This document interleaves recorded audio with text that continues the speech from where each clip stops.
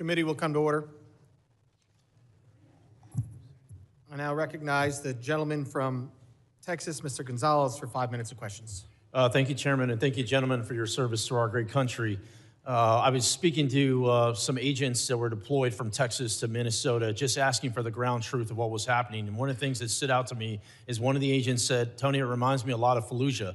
Having someone that served in Fallujah, that caught my attention. And so my question first is to you, Commissioner Scott, is on the safety of our agents. In particular, I see that these task forces work, these anti-gang, these anti-terrorism task forces. But thinking of Fallujah reminds me of we were fighting a war that was the Persian Gulf when the world had changed. And so my question is there a way we can protect our law enforcement, our federal law enforcement agents, in particular through, I've got a bill in particular through bulletproof glass or ballistic windshields. Is that something you think that could help protect the law enforcement officers that are on the front lines?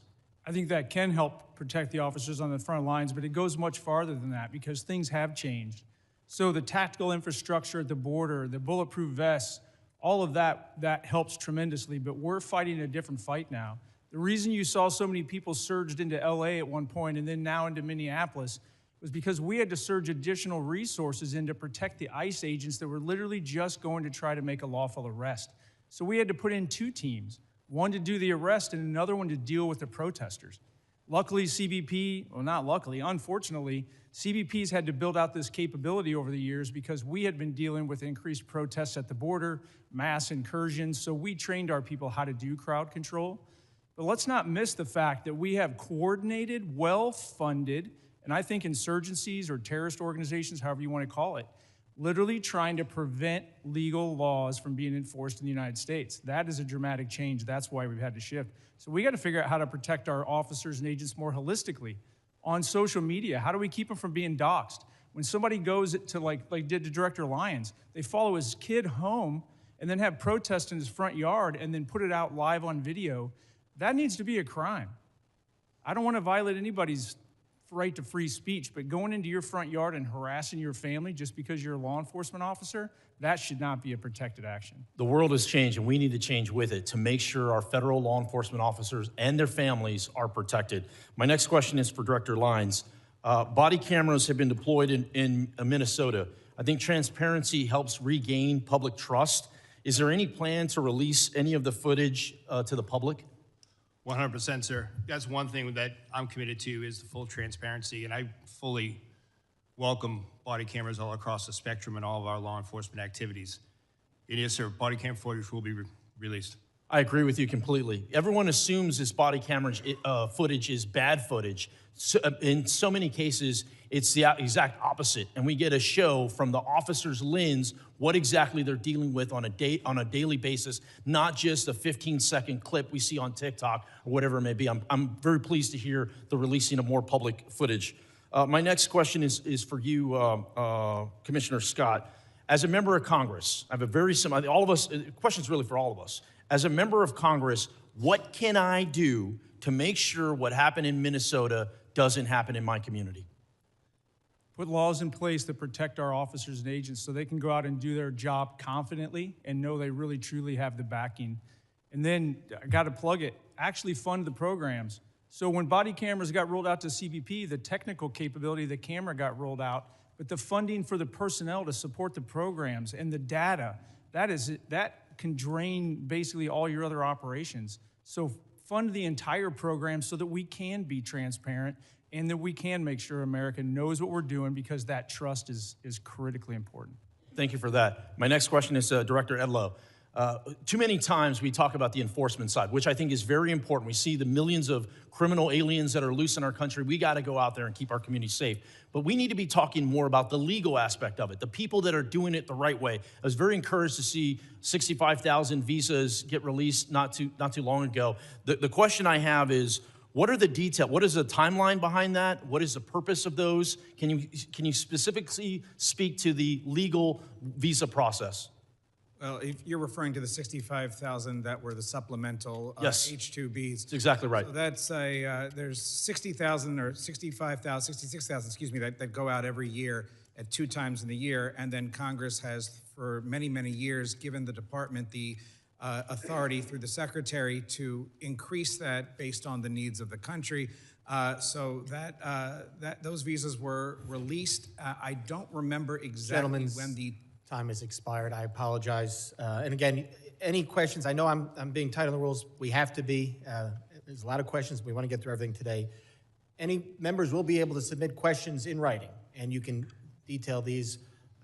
Thank you very much. I now recognize the gentleman from Rhode Island, Mr. Magaziner, for 5 minutes of questions. Mr. Lyons, has ICE hired anyone who is charged with a crime related to the January 6th riot here at the Capitol? Sir, I don't have that information, but I would say no. Would you, could you find out and please report back? Yes, sir, I'll get that. I'll take that as a get Would back. you hire someone who attacked police officers here on January 6th, even though they were unfortunately pardoned by the president? Sir, we take assault on law enforcement very serious, and we have a good, strenuous vetting program. I'm All right, sure. thank you. Commissioner Scott, how many of your agents have been disciplined for excessive use of force over the past year? I cannot comment on ongoing or I'm not asking you to current comment on personnel specific action. investigation. How many of your agents have been disciplined? I'm just asking for the total. I'll for get that excessive number force. to you. I don't have it in front of me. All right, I sent you a letter asking that question and haven't received a response. Will you commit to sending a response to me, please? Yes, sir. All right, I'd like you to view this video. This is video of what appears to be pepper spray thrown by a federal agent into Rafael Verraz's car. You okay, Mama? You okay? Seconds later, he realized his daughter, 1-year-old Ariana, was in the back seat, also battling the chemicals. Are you familiar with this incident? Yes. Okay.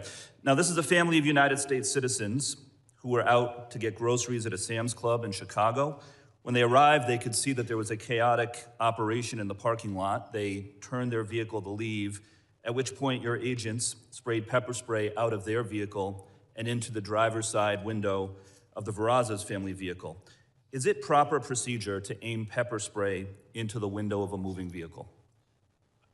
I'm not familiar. I don't have all the details on this. It's an ongoing I'm not asking about investigation, this, but to I'm just- answer your specific question, Is it proper we try procedure? to avoid that. No, it's not. Try to avoid it. Because you understand it's dangerous, right? Not just for the driver, but for pedestrians, for other people who could be hit by a car if a driver is blinded, right? I 100% understand that, but you're talking about intentional versus not intentional. Well, now listen. I've been in a vehicle in one of these situations. Scott, that reclaiming got my pepper time. spray From the in my own video, this face. was clearly intentional, and you know as well as I do that in any other law enforcement agency, if an officer did this, they would be put on leave, investigated, and likely disciplined.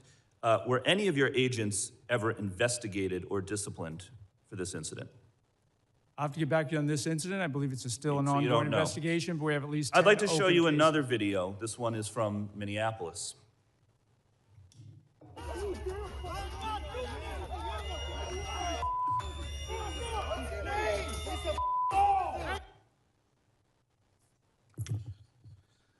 So as you can see, the agent sprayed pepper spray at close range directly into the face of an individual who had already been pinned to the ground by 3 other agents. And there's a picture of this behind me to give you a better view. Is this proper procedure for the use of pepper spray? I cannot comment on that because you're only showing one piece, and that subject Has is this clearly agent not been compliant. investigated? But this is not the intended use of this weapon, correct? The intended use is to try to avoid escalating. It's to de-escalate the All right. situation. to Well, get he was the already pinned to the individual ground by comply. 3 other agents. I think he had been de-escalated. Is there any investigation into this agent for doing this?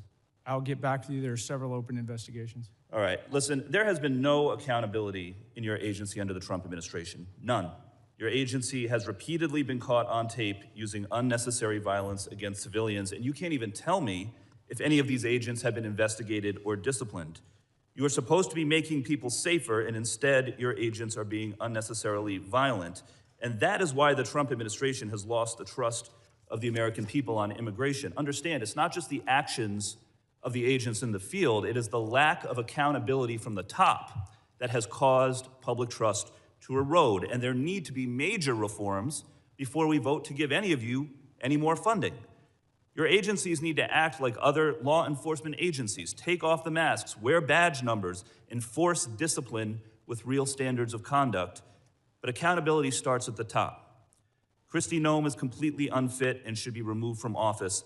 And all of the operations that we just watched were overseen by Commander Gregory Bavino, who himself engaged in excessive use of force. He even admitted that he lied to a federal judge when he claimed he had been hit by a rock prior to throwing a tear gas canister at a crowd of civilians. But then after the footage came out, and that turned out to be not true, he admitted that he had lied about it.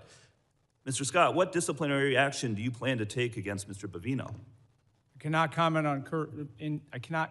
on personnel actions on any. Is there an investigation underway or being considered into Mr. Bavino? Every allegation and every use of force is fully investigated. Well, with please DHS. investigate him. Goes through a review You need board. to start enforcing discipline. Gentleman's time has expired. I now recognize the gentleman from Alabama, Mr. Strong, for 5 minutes of questions. Thank you, Chairman Garbarino, Ranking Member Thompson, and thank you to all our witnesses for being here today. Let me start with the simple facts. The border is now closed. Fentanyl poisonings are down by more than 35%. I thank each of you for your service to our country. I remember in April of 23 when then Secretary Mayorkas testified before this very committee that the U.S. border was, and I quote, secure, close quote, and not open. At the same time, under his leadership, illegal alien population surged to over 11 million. They were coming from more than 160 different countries as migrants were released into our country by the millions. That's what the Biden administration, in concert with Secretary Alejandro Mayorkas, did to America. They sold America out. The consequences of their failures were predictable. When the United States failed to enforce its border, the winners are not legal immigrants or American communities. It's the cartels, drug smugglers, human traffickers, and violent criminals. We didn't need new laws to stop this crisis. We needed a president willing to enforce the laws already on the books. President Trump did exactly that. Another promise made, another promise kept. And today, the number of illegal aliens being released into our country is zero. Zero. That's what it took a president to make the hard decisions. And America is better because of it. So my question is straightforward. Commissioner Scott, was Secretary Mayorkas telling the truth when he testified before this committee that the border was secure? Consistent with my prior testimony, no, he was not. As you stated earlier, the underlying immigration laws haven't fundamentally changed in decades. What has changed is how different administrations choose to enforce these laws, particularly during the previous administration. It was 100% orchestrated to allow illegal aliens to invade our country under the Biden administration. From an operational standpoint, how important is consistency and enforcement for deterrence and border control? It's extremely important, and we keep talking about immigration, but let me remind people, border security really is national security. The cartels use illegal immigration to literally overwhelm law enforcement at the border and bring in all kinds of other threats. It's the second wave that always is the most critical. The Interior Enforcement sent a message around the world that we're not going to just let you go. It took away the marketing ability of the cartels to get people to come to the border and overwhelm law enforcement.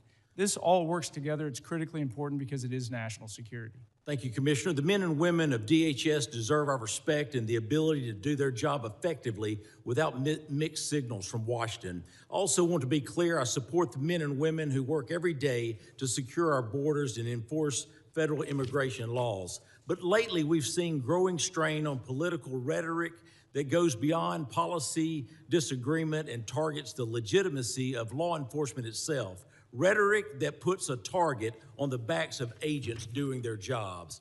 Acting Director Lyons, we keep hearing calls from left-wing politicians to abolish ICE. Some, including many who should know better, have denounced federal law enforcement as secret police. How would you respond to these reckless attacks?